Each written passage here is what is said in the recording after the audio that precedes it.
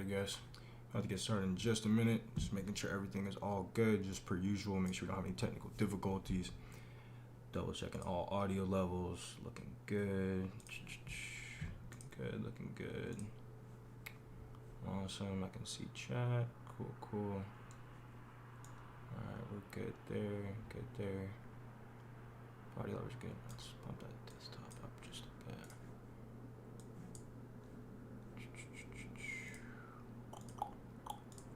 Perfect. Alrighty guys. Awesome guys. So we're just about to get started.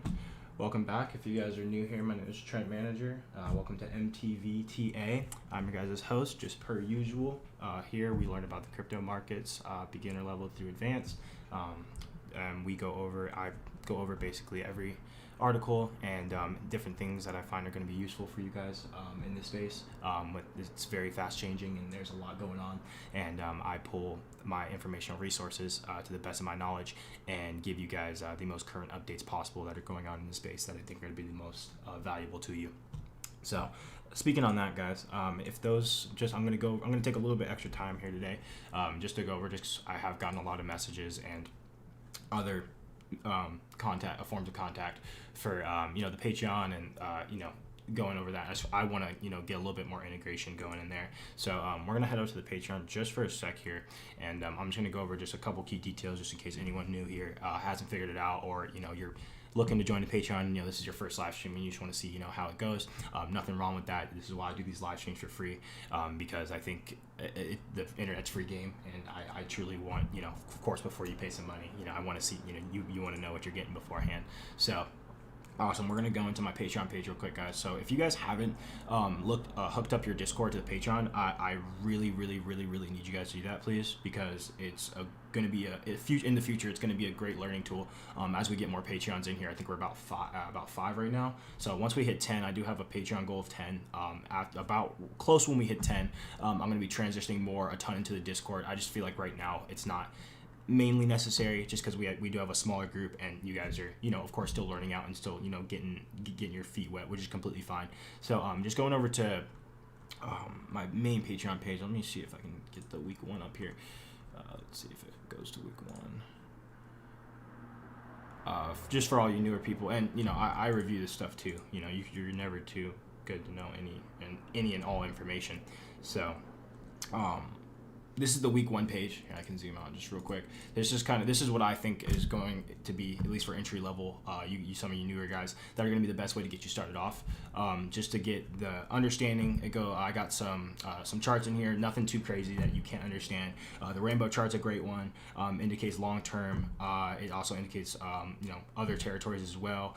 We got other trend is your friend to the very end. I like this. It keeps you guys grounded. With all the volatility that goes on in these markets. It can be very unsettling. Things can go away very quick, but things can also pick up very quickly. I got 2 movies in here, short films on YouTube, that I do highly recommend. I recommend it to my earlier students from the very beginning. I've watched it myself multiple times, and just for the understanding of my visual learners, just like myself, this is something that really helped me.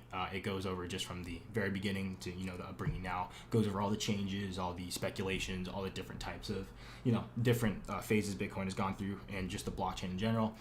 We also got some some more NFT articles down here. So this is just a whole week 1. I'm adding to this constantly. Anything that I find that is going to be beneficial for you guys more newer starting out, and even you guys that are a little bit more advanced now. There's nothing wrong with going back and reading through the week 1 charts and all the information there.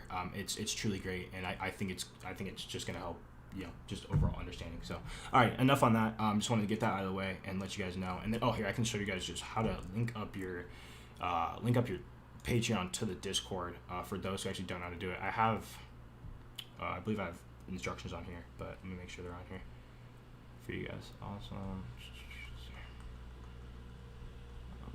Okay, we're still on week 1. Let's see.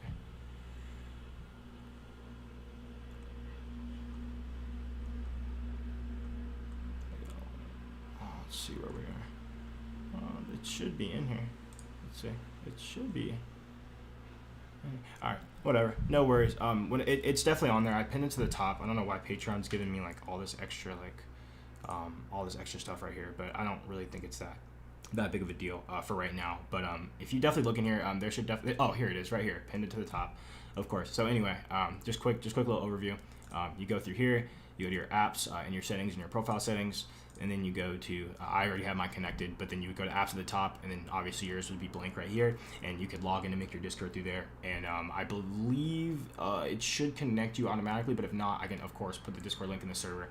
It's not the biggest deal now, but as we get more patrons in here, I'm gonna start utilizing it a lot more, just so you guys can interact with each other and become a little bit more, kind of a friendly community, just because I'm not on here every single day. But we will be bumping up the Patreon streams more after I won about 6 to 7, then we'll bump up to 3 times a week. I said 10, but I just had to do it. I just had to do it for the Patreon goals, just because they make you set goals on here, which I think is really cool. So awesome. All right, enough of that. We're gonna get right back. We're gonna get into the learning as that's what we came here for. So we're going to go over today. So our agenda today, guys, just for the Tuesday stream, this is what I think is going to be most appropriate for us to learn today, or at least I wanted to cover for us. So today we have Coinbase's direct listing confirmed. It is not an IPO, initial public offering. It is a direct listing, and we're going to go over why they chose to do that just in a second. I got some readings and some articles on the side over here. We're also going to be going over why the value of the blockchain network, where it's going, how it was in the past, and how it's developing moving forward. Going to go over that just shortly. NBA Top Shot, we're going to hop into the National Basketball Associations just for a second, and just also for a little bit going over NFTs. We've talked about NFTs, I think, literally every single week for the past 4 weeks, but I'm also going to be showing, I'm going to continue to express how valuable these NFTs can be, and kind of also some things to watch out for, just for some concerns, because as they are everywhere. I cannot tell you how many artist friends and how many people have hit me up about NFTs, and should I buy some, should I make some, and we're gonna go over some small little pointer to crypto tab. So I have not checked out the entire section. I did about 50% of it just because I was reading a little bit things that are more enticing, but from what I heard and what I saw, they have now added crypto payments to Google. So now for whether you want to pay for your Google Analytics through USD or cryptocurrency, you now have the option to integrate that in your business profile, which I think is phenomenal. So that is super, super amazing to me. It just shows you the adoption is still coming, and no one wants to be the first guy, and no one wants to be the last guy. So that is 100% true when it comes to business. But also, and then we're also going to talk about why BTC jumped. I believe this was on the February 28th. We're going to talk about why we had that 8% jump just for a second. Kind of just talk about institutionals and talk about retail investors, general people who have gotten in, and FOMO, or fear of missing out, as the average investor is the most scared and the most shaken out very quickly. So we're gonna go over how that how you can kind of keep your stuff strong and up to date. And then we're also going to go over the mastermind web connection. We might not make it to all of these guys, but I have a timer on my left side of it, a monitor. We're going to try to time these and try to keep me under 8 minutes, because I do get rambly on these, so I do apologize. But and then also we're going to lastly talk about Grimes. I believe that's Elon's woman. She actually sold NFTs. She sold out her NFTs for $5.8 million in about an hour. So we're going to talk about why her NFTs sold, and why a lot of these artists are doing this, and how these are keeping their value, just moving forward. So awesome. We're just going to hop into, let me start my timer. I'm going to try to keep this pretty short for this Coinbase IPO, because I don't think it's too much to go. Just simply going into it, guys, Coinbase is the largest crypto exchange in the United States. The SEC and the NASDAQ. The NASDAQ is just the holdings of all tech companies, top 500 performing. So all the top 500 companies are placed in the NASDAQ, and if you are not performing very well in the NASDAQ, they will simply just take you out and replace you with someone else who is doing just as good. So just think of the 500 top elites. So Coinbase actually has not filed for IPO. They're going to do a direct listing. I was actually not shocked about this, but I didn't really know too much about direct listing. I don't know everything, but after my reading, it made a lot more sense. So the key terms as to why I guess they're doing a direct listing, and I read this right here, and I'm just going to read it over and go over it. So apparently it's much cheaper for companies that already have a strong market presence and don't necessarily need information to help of underwriters, and DPO dramatically reduces the cost of going public. Didn't really know that actually, but that's actually a good thing to know. If you guys aren't familiar with Coinbase, that is the most popular cryptocurrency exchange in the United States. I believe majority of people that are investing in crypto right now, I think Coinbase has about 50%, well over 50% of the United States. If you invest in crypto, you have a Coinbase account or a Coinbase wallet. So I thought that was super interesting. So that shows, at least for direct listing for Coinbase, that shows, good popularity, that shows good standing. They've been in great standing with the SEC, the NASDAQ, and they've been in good standing with the whole government this entire time, which I can really respect Coinbase on, because we've had other FUDs in the space that have not done very well. I don't know if you guys heard about the Tether FUD, and there are a lot of other cryptocurrencies who have gotten kind of smacked down by the SEC just for the fact of them not being securities. So all that means of being securities is that they have no actual backing. I know, how ironic is that? You need actual, they would need actual backing for something that, our main currency doesn't even have, because we print it out of thin air for, trillions and trillions of dollars at a time, but that is for another talk. But there were some issues that were going around, in the crypto space with other projects, and so that's really good to see that it's much cheaper, for them to go that route, and that's probably gonna make them easier for filing, because filing for an IPO is not easy at all. So, and also the existing shares are not diluted. I kind of knew partially this a little bit, because I did know when you IPO, you do have to keep track of the initial shares and how much you pump in the market. You can't put amount of share, put shares in the market and then sell shares you don't actually have. So because new shares aren't created during direct listings, it means existing employees and investor shares aren't at risk of being diluted once the company goes public. Dilution is where newly created shares into the market and drive the price of existing shares down. So basically just exactly what I just said. So having not enough shares exactly to sell, but I guess paper contracts such as futures are, when you hear someone say futures, that is basically the right to sell shares that you actually do not own. It is just a contract that says this is how much, just as you were to go to bank and say, hey, this is a notary paper for an ounce of gold, and then they would provide you for an ounce of gold. So hopefully that made it a little bit simpler, and apparently it's much faster by cutting out the middleman. There are a few regulatory hurdles and jumping through before going public, including filing underwriter contracts. So they actually probably save time, actually not even going through the IPO route, which I think is crazy, because you actually have to do a lot more. You got to do so much for IPOs. So I mean, I didn't even know direct listing was really like that 100%. This was actually a really good read for me, because I didn't know exactly what was going on. So any of you guys who want to know about more about the IPO, the symbols of what it's going to be trading under, it's going to be going under coin, of course. I'm glad they got that one. That's pretty actually funny. Right now, no official listing has been given just yet. Completely fine, not a big deal. We can wait. We knew this was coming. I'm glad they got their paperwork in order, and everything is gladly up to date. And yeah, that was pretty much the end of that article, guys. I didn't have too much on there. I just wanted to share that this is also the very first cryptocurrency exchange ever to be on be on Wall Street. So there are no other cryptocurrency exchanges that have made an IPO or direct listing. So Coinbase is actually the very first. So that is some very exciting news for some of us who have been in the space a while. We could have never thought that eventually an exchange would ever make it that close to the NASDAQ and possibly be in the top performing 500 at that point. So that was a super duper plus for us, and a big high five for the whole community. So all right, you're gonna stop and reset that timer.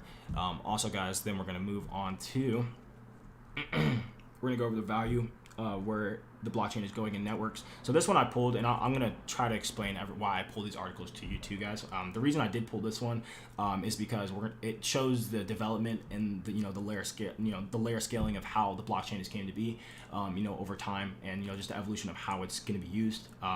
Back in the day when this was fairly new, Bitcoin was holding a ton of the attention, and people didn't really understand exactly what Bitcoin's purpose was going to be back then in those times. Not exactly yet. The white paper, of course, showed what BTC was going to be used for. It explained how it was going to be used, but at that time, of course, no one knew exactly how blockchain was going to be integrated in our everyday world.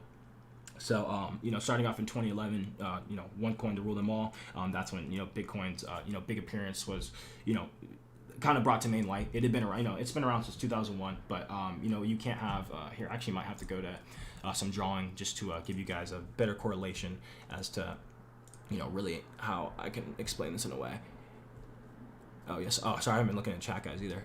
Coinbase IP. Yeah, Coinbase is OP. Absolutely, I love Coinbase. Their IPO is great. Let me know if you guys actually are going to be looking to purchase Coinbase's IPO, because I've been thinking, and I think I probably will.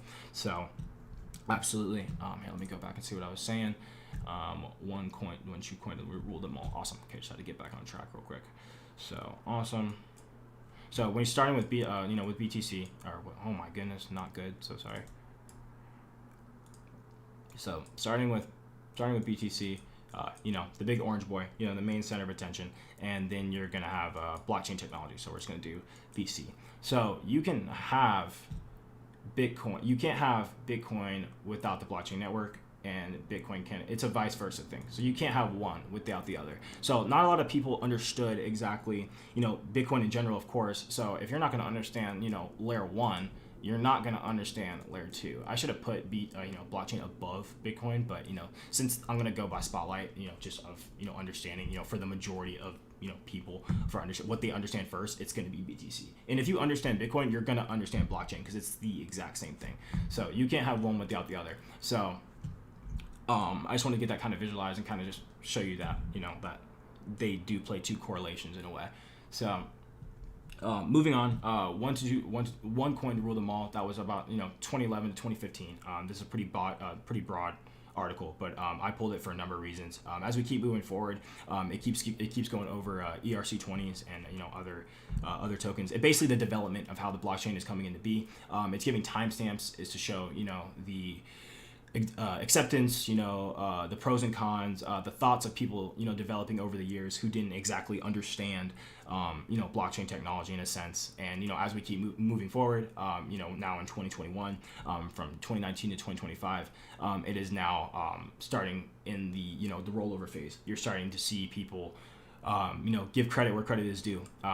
People who have been talking about this for years and years, who didn't have the backing and the support of those earlier years, are now, reaping some of the benefits now. It was a risk, just like everything, everything investing, you're taking a risk. This, of course, is still a huge risky space, but there are, just like there's bad loans, there's bad debt and there's good debt. Just like there's buying a house, that's good debt. Getting a loan for that's very, very good debt. I think the same with investing about this. Investing in speculative things such as cryptocurrency or even stocks in general. If you do your research and your due diligence, and if you think that's good, there's a good chance that you're not the only one who thinks that's pretty good. There's probably a good group of other people who think that's probably going to work out as well, just as hard as you think it's going to work out. So I think just the way of keeping an open mind is very, very, very key for understanding this space, and especially understanding blockchain technology. It's hard to really fathom things that are out of thin air, and it's hard to not actually be able to hold something and have value. So that's honestly the main, that's what I've noticed me catching myself and explaining that over and over, not even with you guys, with my students, but getting into conversations with clients and other people along that space is trying to just understand that things don't always have to be physical, and we're already moving into that digital age, and it's just something really to keep in mind for the plus. Absolutely. Yes, absolutely. Crypto is the future. Thank you, JJ. Absolutely. 100%. If you guys own any coins, please list them. I actually want to see what some of you guys are holding, and definitely want to see where your guys' mind's at for sure. But wrapping up this article, didn't want to stay on it too long. I just wanted to really go over it briefly, just to explain, the value of the networks and, why I work with it, why I continue to, put my hard-earned money and, my time and effort into this, because I do believe something, of this scale is not going anywhere anytime soon. So, absolutely, guys. Cool. So now we're going to start moving on to a little bit of the fun stuff. We're going to hop over to NBA Top Shot. So this is where we're going to start diving back into our NFT talk. We've talked about NFTs. Oh, just spit on the monitor. We've been diving into our NFT talks for, I think, every week now for the past 3 or 4 weeks. They have heated up extremely fast, more than I could ever imagine. I would have never thought NFTs would have taken this course in this quickly, at least. So we're going to hop on the DeFi network, and we're going to see how much exactly is going on. Oh, it's DeFi Plus. I'm so sorry, guys. So hopping on the DeFi Plus. So now we're at total value locked. We're at $38.5 billion completely locked. So that is from NFTs on the market to lending platforms and of exchanging ICO tokens, newer projects, people working on open source lending platforms. I have this linked in the Patreon also, guys. So you can go down and look at this whenever. I check this about once or twice a week just to see how DeFi is going, because I'm a big supporter of decentralized finance space. There's so many great things that can come out of this. Basically, you being your own bank. We've talked about it many times. If you guys eliminating the middleman and actually being your own bank 100%, there's no need for you guys to go through that third party stuff when you can do things just yourself. Absolutely. 100% good stuff. Oh, dude, no worries. Absolutely, one day at a time, man. One day at a time. I'm glad, Jake, you got, you're on here and you just want to understand and learn the knowledge, man. That's freaking awesome. Really, really proud of you, man. That's phenomenal. And really just going over more of DeFi Plus and decentralized network, looking at all the locked projects. You see here we got lending platforms, derivatives. We have other payment methods, and think of this, guys, as really just a whole pretty much you as your own bank. That's the best way I could think about this is think about all the Wells Fargos, the Chases, the JP Morgans. Think about all of that in DeFi Plus in a way, and just take away all the properties of centralization. So you are in a whole banking system now of decentralization. So just wanted to get that on there because I do know, I haven't covered DeFi exactly with everyone in this live stream, and for people who got to come back and watch it, just want to make sure that they're not completely lost. So definitely diving into NBA Top Shot, overwhelmed by demand and record 1 million pack drop. So I believe going on with this, so just like we talked about NFTs, non-fungible tokens, might have to go back in here, and I'm gonna have to probably draw this out just to give give a little bit more clarity. Perfect. Alrighty, so honestly, think about it like this. So what most people who come in the space, this is how they really go in order, just from what I've noticed. So BTC, you enter, you hear about Bitcoin, homies talking about Bitcoin, you're like, oh, what is that? You come in here and listen, and you're like, hey, awesome, I like Bitcoin, I'm gonna buy some Bitcoin. And then, let's say you want to go, let's say that person goes a little bit further in their research, they want to understand a little bit more of decentralization and blockchain network. Then now they're to Ethereum, which is the secondary head honcho to Bitcoin, but it's not just what you think it is. We'll get further into that as well. So Ethereum, so now you're on Ethereum and you're wondering, oh wow, this is awesome, it's significantly cheaper, this is a newer network, it also supports some other things such as smart contracts and the NFT network, non-fungible tokens. It supports a lot of these things, and then now you're in this rabbit hole of, now you have NFTs, and then you go to smart contracts, and then you're also on validators, for people who are working more with developing, and then after that you're moving from DeFi, because I don't know if who are new people on the call, if you guys know that about 65 to 70% of DeFi projects are built on Ethereum. If we go back to DeFi Plus, I don't know why I closed that, but no worries. Go back to DeFi Plus. What chain has majority of all of these projects on them? What chain do you see as often and almost all the time? Ethereum. So I talk about it a lot, and Ethereum is more than just a currency. It plays so much of a deeper role, and now you're just in this rabbit hole of, now you've gone from NFTs, and now from NFTs you're going to NBA, or you're going to NBA possibly now. Now you're reaching all these smaller branches, and then you're also reaching music artists. You have I don't know if it was Diplo or one of the DJs. I'll have to get a list of the NFTs, but Grimes, Elon's girlfriend or wife, we're gonna go over her article in just a second. Sold $5.1 million worth of her NFTs. So and we're gonna dive deeper into how these hold value and why they hold value. So just want to get that visual representation of just for you guys, just to show you the NFT space, and show the rabbit hole of it's not just BTC. It funnels down into a deeper overall learning. So awesome. We are gonna go. Let's see if we can. We got to cover the Top Shot first, and then we'll get into. We're actually gonna move. We're gonna move her up. Perfect.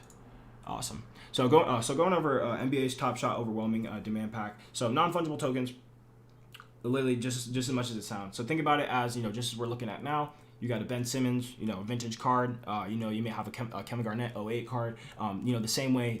Just keep that mindset when I explain that to you. So just think of physical copies. So you have your card. You got it in a pack. Let's say a couple years ago, whatever. You hold. It maintains value, and then eventually some of those cards are now worth hundreds, if not thousands of dollars, whether from the person being deceased or retiring, or their status of during. Their performance of their sport or their job, and those can go up and down in value, just like clothes and everything that is with the asset, it can improve or not improve. So moving forward with non-fungible tokens, it is the exact same way. So you have people who are who artists, particularly famous artists as well, who are developing NFTs such as CryptoPunk. I know these were big popular.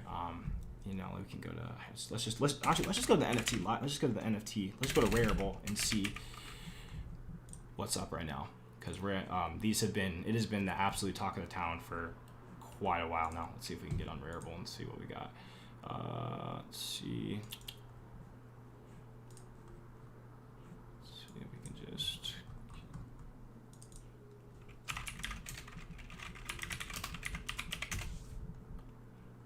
Awesome, guys. Let's see. Perfect.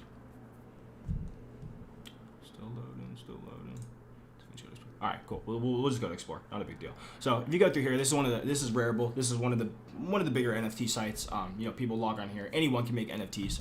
Artists, big artists. It doesn't matter, small artists. So just to go over this site real quick, I just want to just show the magnitude of how much money is really in this. So just of top sellers of today, we are having 20 ETH for Pack. I don't know who that is, but we can see his work, of course. Let's see what he's selling and exactly what he has to offer, and why some people find this, just as valuable. So we can see just for a second, once this loads, we can see what he's making and, what they're selling for. It's a little bit slow. Okay, awesome. Let's see if he has any on sale. Okay, awesome. So seeing here, Polymorph I, 6 out of 7, 11 ETH. That's the highest bid so far is 0.85. Right now, that is, let's see how much that is right now. That's almost $1,300 that bid for that piece of artwork. So I won't waste too much time because you guys do get the point of it, but it plays the same way as these vintage cards and these authentic cards. Is these, to some people, believe that they will hold value, just like the Mona Lisa and other valuable art pieces that have and will retain value. Think about it in the same way as that. It's just something you can't actually hold. So that's just one of the things I wanted to get into your mind. So basically the same way that's going on with the NBA NFT full court pass. So Mark Cuban, the owner of the Dallas Mavericks, we talk about him I think every week.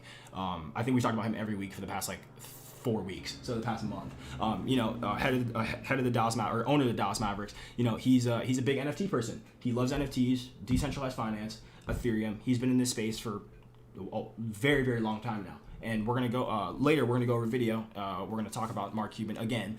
Just to understand that background information of what he's doing. With Ethereum to learn his investment strategy moving forward. What he's doing in decentralized finance. To support it and make that more mainstream for his clients and also for the world. I love Mark Cuban. I talk about him so often because he it's so hard to ignore him and you really can't. So but definitely moving forward with the NFT pass.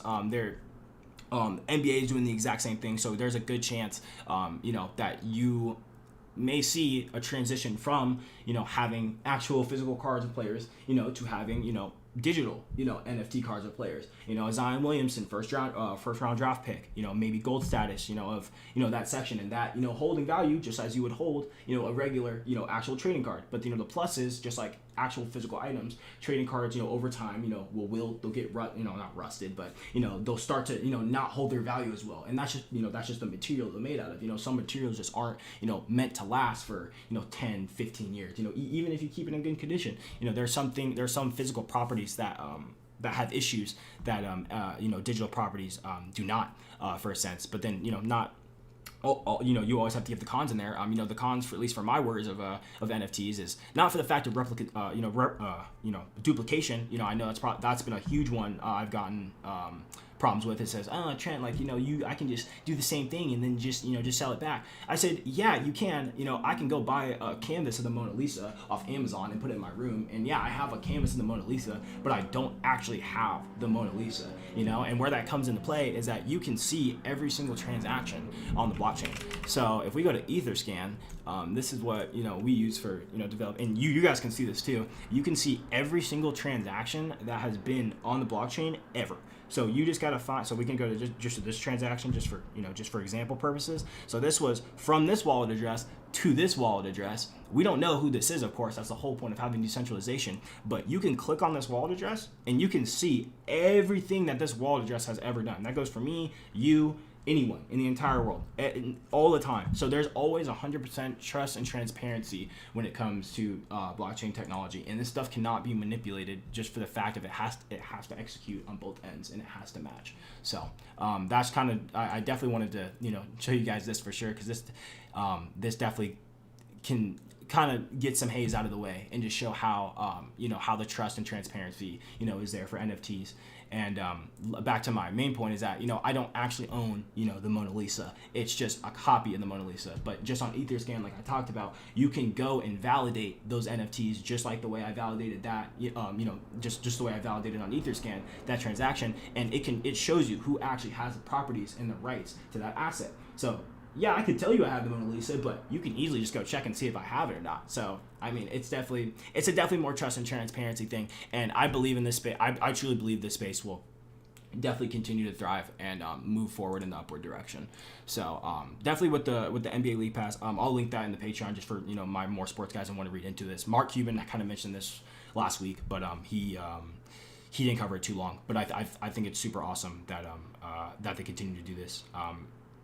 Selling 10,631 packs of basketball videos hashed to Flow blockchain for pretty much $1 million in revenue, which is phenomenal. So people believe these hold value, and one man's trash, another man's treasure. So that is just one way to really think about it, guys. So moving on to Grimes, she ended up making $5.8 million under 20 minutes selling her crypto-based artwork. I don't know what she sells or what she did, but she did drop on Twitter. She did drop this NFT yesterday at 2 p.m. Enter the Void. So I know this huge crypto art wave. This craze has like a really futuristic feel. Very you can really put your own spin on a lot of these. Some people might find this ugly. Some people think this is not good. A lot of some people are like, I would never pay this amount of money for this ever. But just for the fact of status, name, social, and possibly just the the fact of moving forward, her husband, and just future value of how the world is going. People are taking the risk of owning.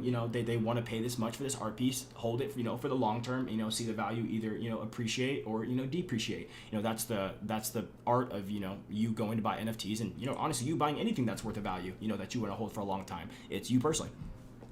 Awesome. I'm gonna look over in chat. Awesome. Do people only buy NFTs if they think the value will go up the same, or is it like artwork because many people will buy artwork and not carrying the value? Honestly, JJ, a little bit of both, bro. So people buy NFTs just the same way that either I like you as an artist and I think your work is going to be phenomenal in the future, or just simply as Jake Paul or Grimes or anyone that has any major status for producing these NFTs, can withhold their value. Absolutely. Her husband's Elon Musk. Elon's doing very well for the world, and if Elon continues, there's a good chance Elon could be very, very and keep up his respected image and continue to dominate the realm that he's in, and that only could drive drive the NFT price up for Grimes, but there are other things that could happen that could possibly slip it down. So I guess really in the long term, it's a more of an art collection type thing. If you like the art and you buy it, good for you. Absolutely. And there's a good chance that this over time can definitely, appreciate in value. There's a very good chance. Absolutely. Rich and famous people should start making NFTs. Seems like easy money for them because of their status.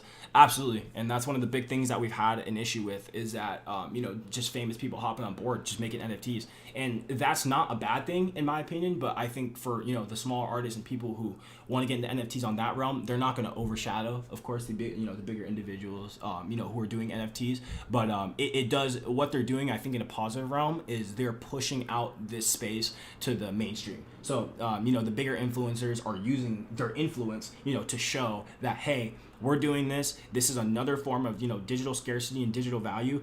These will hold value, just because of who I am or, by the people. Because, I mean, really, if we're being real, the value of something is determined, by what we make it. So, and I know that's kind of like just straight to the narrow point that's so broad spectrum, that's saying, oh, fiat, money's not backed by anything. Well, yeah, nor is, but nothing's really backed by anything, and that's why I really don't like saying it. But definitely the value could be there.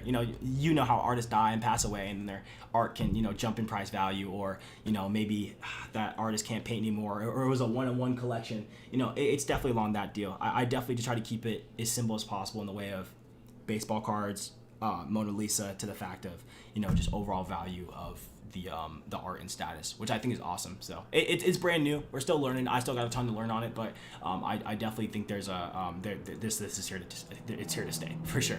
Absolutely. Cool. Let's go over Grimes. I know we spent a little more time in that section, but that's not a problem. So no worries at all. Awesome. Let's see what else we had next, guys. I think we're gonna skip over the finance tab for Google. I don't really think that's too crazy important. I think India needs to come first, just because that has a little bit more to do with a little bit more adoption. So let's go back to here. Awesome. So going over to, we're going to hop over the seas just a little bit. So I talked about it last week, but we were having some issues, adoption of India. As you guys know, India's got billions of people, just like China. But the interesting thing I found here, and the why I brought this up, is not only to show the continued adoption, but you have people who are fighting inside their country to have these crypto tools integrated. So moving forward with India, India's in a split position right now. So you have banks in India who are continuing to open up cryptocurrency, banks, and India technically has banned the use of cryptocurrency. But if you know anything about India, they're a very tech savvy and tech integrated company, and people have already owned crypto before they were trying to instill this ban. So you telling a 13-year-old not to do something is, they're obviously going to go do it. And I believe that's the same thing with countries trying to ban things. You ban drugs are still going to come in. You ban Bitcoin, it's still going to be used. The people will always find a way to do something that's going to benefit them personally. They don't care what someone above them says to them. So really being in a split position, India's in a tough one. They have tough.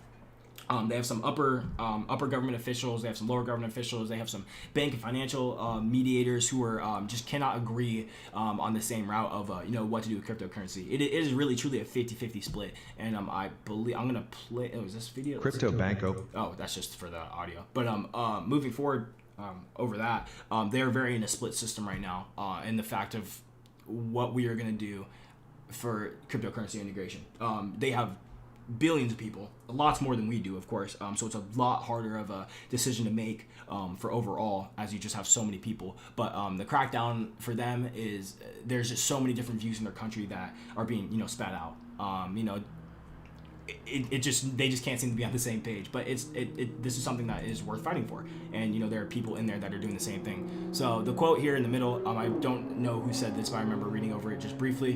The depriving country of technology and opportunity, which is created by crypto, is not very different from depriving someone from the internet. I like this. I like how this was exactly said, because I can honestly agree for a number of reasons.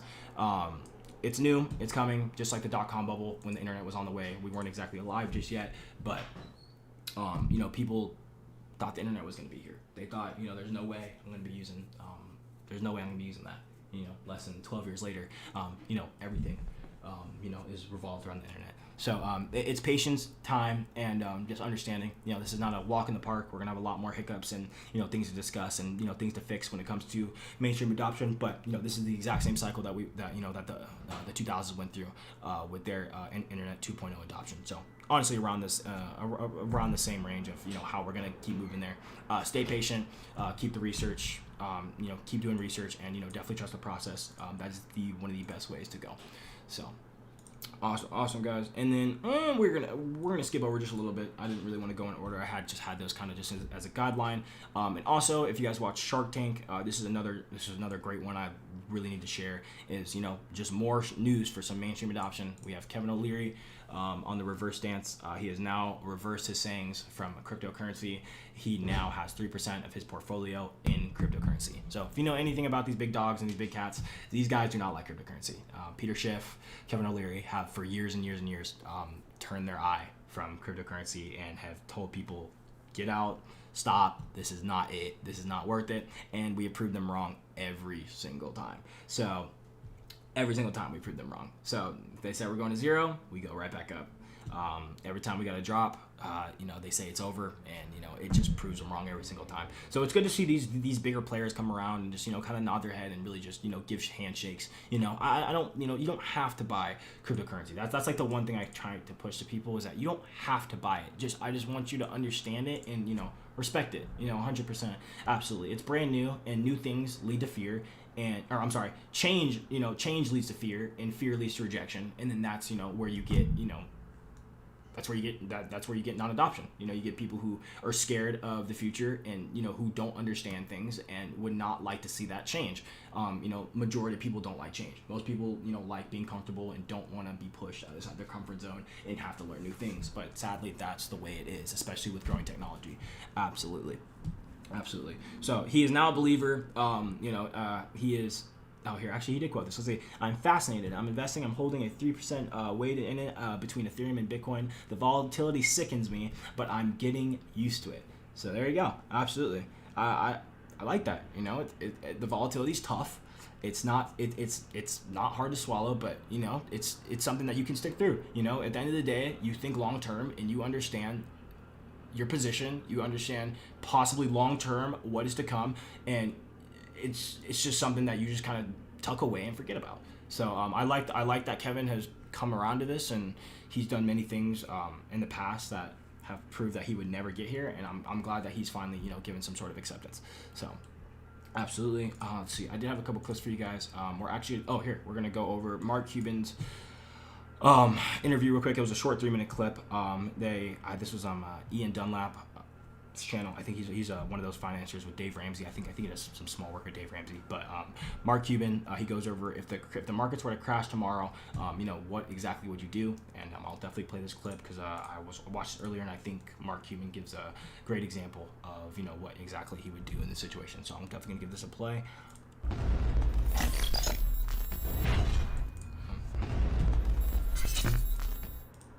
If the market were to crash tomorrow, because I was walking to Ballantyne when I heard this college strategy at IU.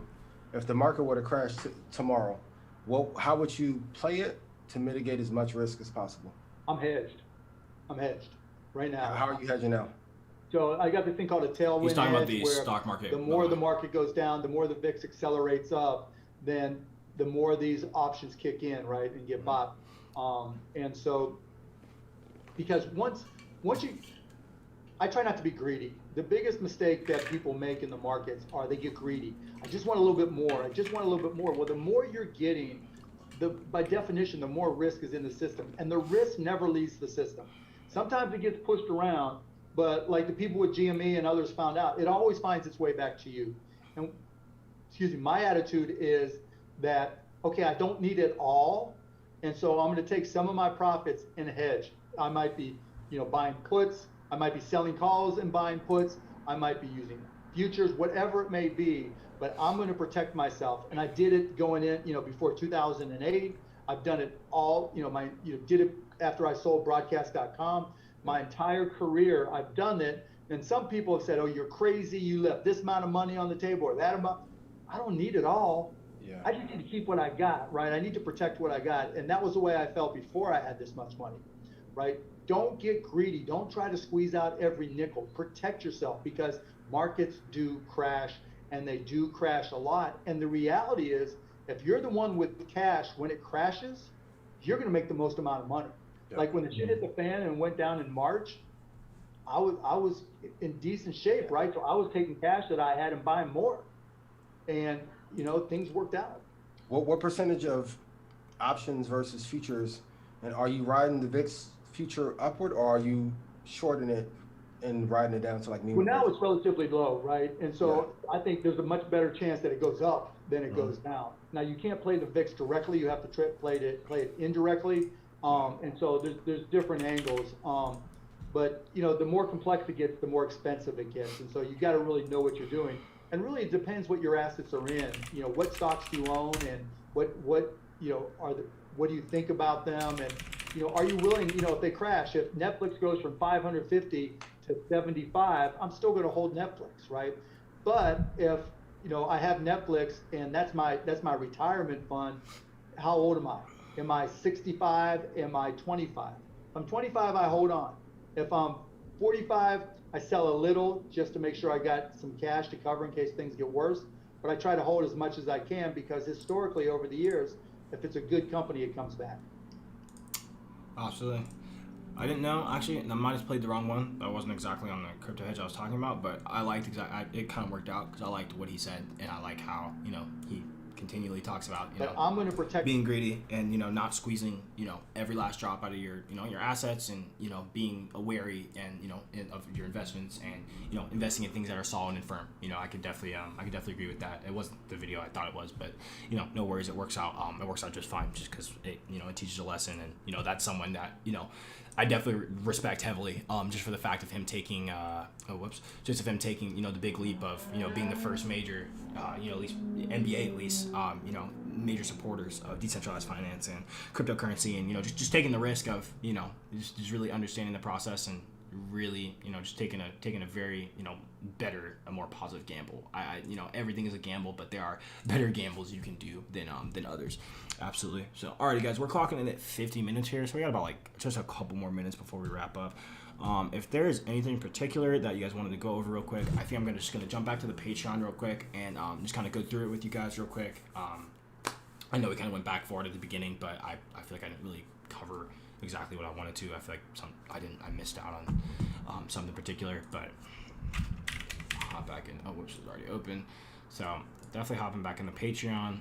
We'll definitely have more videos on Thursday. I didn't find any videos particularly that I thought they weren't short enough. They weren't short enough, and I didn't think they were appropriate for Tuesday at least. And actually, guys, I need to hop into the charts. So just for some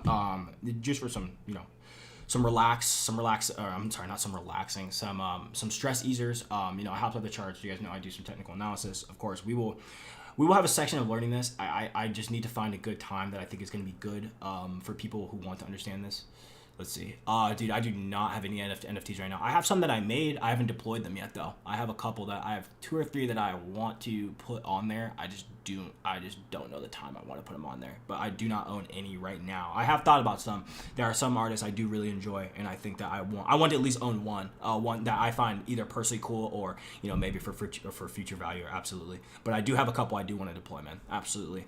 100%, and they can be very. I have no hate against NFT. They are. I think the space is, it's going up very quickly, and that's the only thing that scares me is that it is the mass adoption and just how quickly and how much money has been flooded into this is insane. Like you're talking about people making millions of dollars in minutes. Which is actually unbelievable for it just blows my mind. So I think it's a good future. It's a good fortune teller for us to show, hey, like this is common, and then maybe this is even more common in the sense of like, hey, 6-figure with 0.000001. So it's just a fact of thinking kind of somewhere along those lines that, hey, if this is this big now, then shoot, what are we gonna have in like a couple years? So yes, dude, I think that is a great idea. Yes, JJ, I think that's a great idea. I know a couple. I don't know if like Deadmau5 or any of those EDM dudes or have done any of at least the EDM. I don't know if any of the EDM artists have done anything. I know a couple have. I just didn't know the names off the top of my head. But absolutely, if you can afford some and you want to grab some and you think they're personal value to you, I think in the future they can be very well and very positive.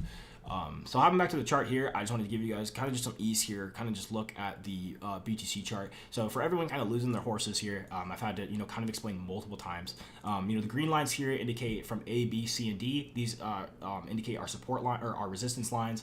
As you remember, we topped out about $58,000. We broke down just under this section right here, and we have slowly made a creep back up. So these just green lines right here just indicate these some strong levels of resistance, psychological particularly. So 55 is a big one. I think I got 55. Actually, no, 55. Yeah, no, 55 is a good.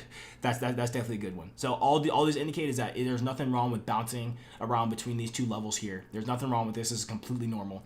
Just because from where we were to where we came down, these are just levels of where people sell off, and this is something that people keep in their minds, especially for psychological terms. People have thresholds for their cash out plans. They have 50K was a big one, 20K was a big one. Think about it if like increments of 5, and you can think about it most common whole numbers. Our next up one will be 65 will be a big one, probably 80K will be a big one, 100K will be a massive psychological resistance. So there's nothing wrong with going in between these right here. There's nothing wrong with bouncing between here, and eventually we will get out of this channel. So I just wanted to do this definitely for just for understanding, and we will get into these charts more and more, but just give even more of, I guess, a leeway. Here back in January, this was a 29% correction. I don't know if you guys remember this, but 40K, we hit 40K, boom, mad psychological resistance, back down to where we were at 28. So, and compared to where we just did here, let's do the price change action. Let's go to the price change data. So from the tip of here to where we ended, our lowest candlestick, I'm not going to count that long one because that one was ridiculous. That got gobbled up in like 3 minutes.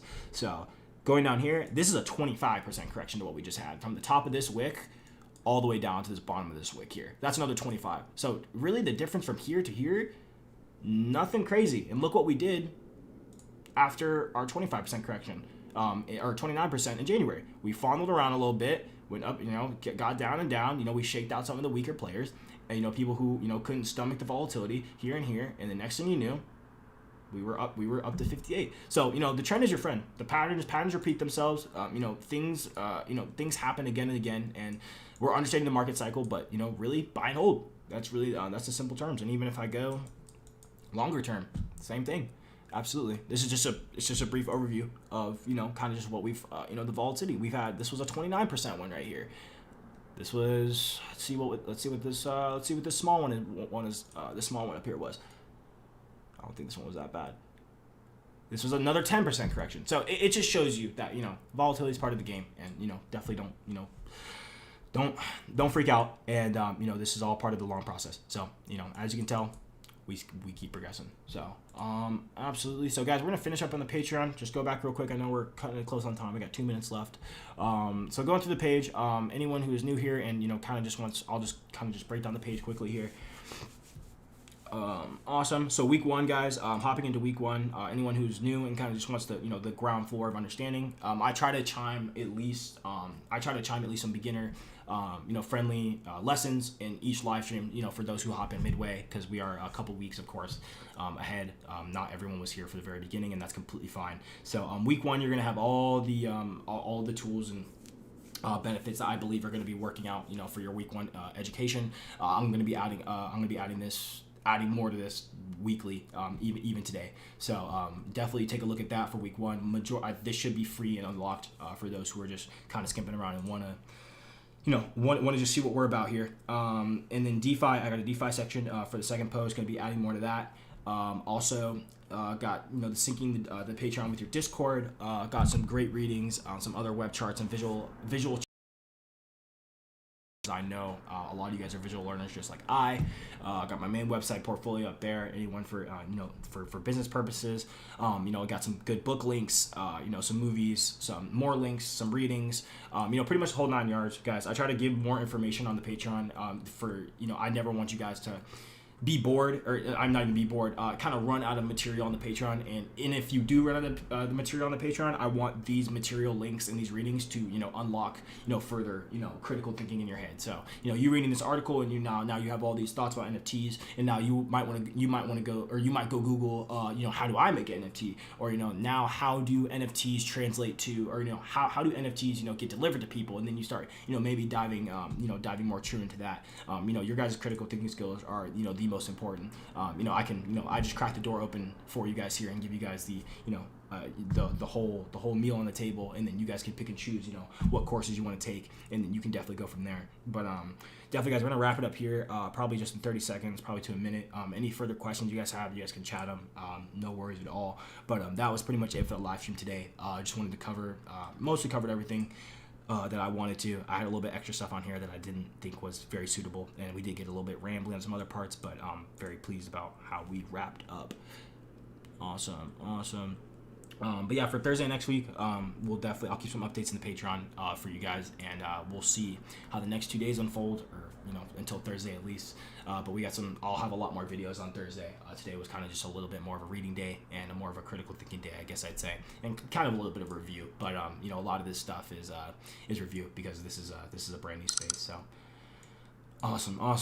Alrighty, guys, cool. Make sure there's not any more questions. I didn't miss anything. Awesome, dude. Thank you so much, man. I really appreciate it, JJ. Thank you, bro. I'm glad. Anything I can improve on, bro, please let me know. You can hop in the Patreon, and I think you can. You should be able to comment and stuff like that, man. You shouldn't have to. There are some sections you can't see just because if you're not in there, But once you get any tier from $4 all the way to the $12 tier, you get full access to the Patreon. It doesn't matter what tier you get. You'll get everything that is listed in here. So absolutely, man. Yeah, dude, share to friends and family, bro. Anyone that wants to learn about this stuff. Definitely, I'm learning more every day, and definitely I'm still learning a ton myself. But I'm glad to help you guys out and continue teaching. I've been loving this a ton. So absolutely, man. Alrighty, guys. No more questions. Alrighty, guys. I will see you guys on Thursday. Any questions you guys have, Feel free to post on Patreon, post anywhere. I'm pretty good at responding. I'm glad to help, and I'm glad you guys really enjoyed the stream today. Awesome. Alrighty, guys. I'll see you guys on Thursday. Be safe.